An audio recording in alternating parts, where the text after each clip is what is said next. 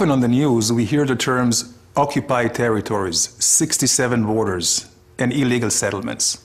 And the story we usually hear sounds very simple.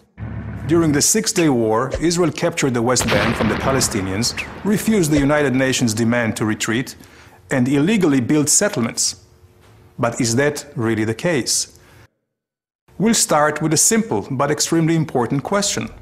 From whom did Israel capture the West Bank? From the Palestinians? No. In 1967, there was no Arab nation or state by the name of Palestine. Actually, was there ever? So, whose territory is it? Until 1917, the Ottoman Empire occupied the whole region.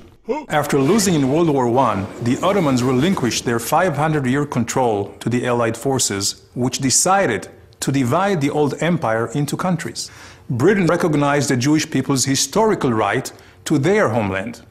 A small area, equivalent to about half of 1% of the Middle East, was designated for this purpose.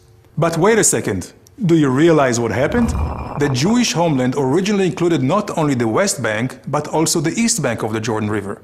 I guess you cannot say the Jewish people have not accepted some painful compromises already. With the British mandate ending, United Nations General Assembly Resolution 181 recommended the establishment of two states, one Jewish and one Arab. The Jews accepted it and went on to create the State of Israel, while the Arabs refused the compromise and launched a war to destroy the newly established Jewish state.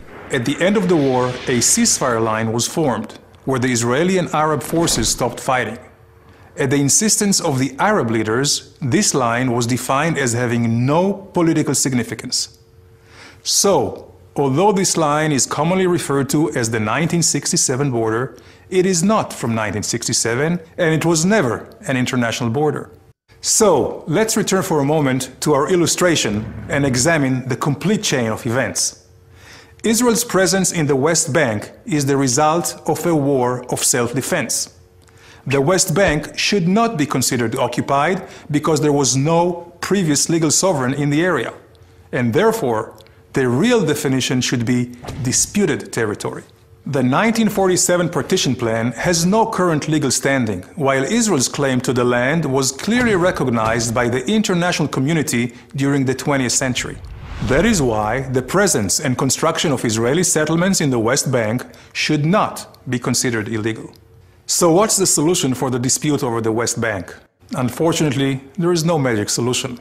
But the only way a solution will ever be reached is if we base our negotiations on legal and historical facts.